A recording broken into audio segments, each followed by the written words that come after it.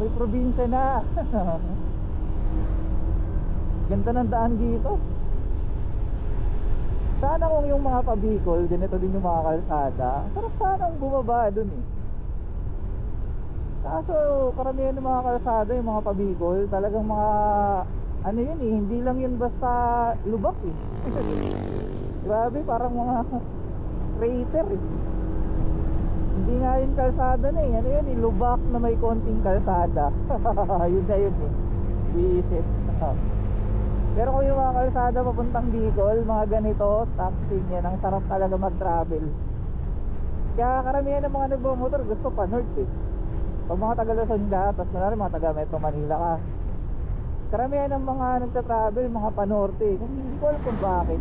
Mga kalsada doon, maliban lang sa mga bandang Bulacan na, ang gaganda. Sabi ko sa inyo yung Pasagada, ang ganda ng mga kalsada doon. Sobra. Parang mga ganito. Oo. Walang masyadong lubak oh. Dapat ganito yung mga kalsada ng Pilipinas. Sige mo, babayad tayo ng tax kasi yung mga motor natin, mga sasakyan natin, putang inang yan. Puro kalbaryo kapag nasa kalsada. Oh my God. Di ba, Omi? Mas dapat eh. Eh kaso, hindi malalagyan kasi walang budget eh.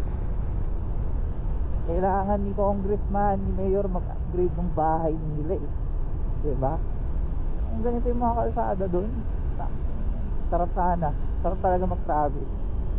Kahit anong means mo ng transportation sa lupa, kahit bike, kahit motor, kahit sasakyan, pag maganda yung kalsada, swabe talaga. Nakakaswerte mo, ano ba? Hindi mo sa inyo kasi mga kalsada doon, ano yun eh, lubak na may konting kalsada. Dapat kabaliktaran eh. Oo, ito Lokban na tayo sir. Nakikita ko na yung arko. Hello Lokban. Parinig sa Lokban.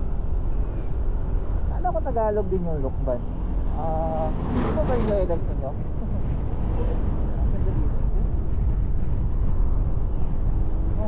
Tawag ako. Uy, pinagigyan ako. Mapalo ko to. Maraming salamat. Woo! Tawag ng kalsada.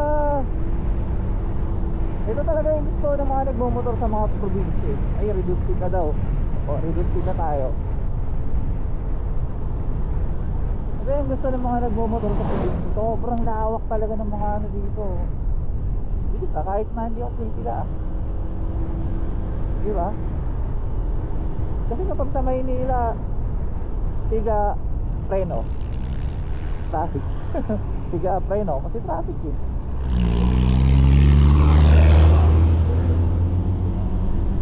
Halo,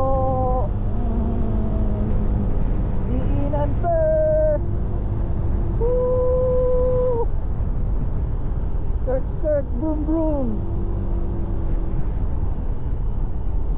Pag tinanong ka saan ka punta, to the moon.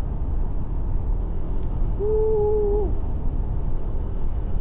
Ay, bibigin daw sa doon. Ayun na, pinadaan tayo boss. Dito banda, lubak na. Dapat yung katulad din sa unahan eh, di ba? Malinis, linis. Walang halong puot, purong-purong saya. Pag mga ganun sana yung mga kalsada ng Pilipinas, ang sarap talaga. Totoo lang, ang ganda ng Pilipinas eh. Malubok lang. Hindi naman talaga tayo dapat mahirap eh. Ito lang eh. Huwag kasi kayong boto ng mga artista. Hindi naman sa inaano ko sila, pero siyempre kunwari yung mga posisyon na mayor, mga congressman, hindi, mayor lang, mga gano'n, mga lokal, pwede yan. Pero kung kunwari mga posisyon na ng mga congressman, senador, kailangan na yan eh, yung mga may alam sa batas. Kasi may dahilan kung bakit tinawag sila na legislatibo eh, diba? Gumagawa silang batas.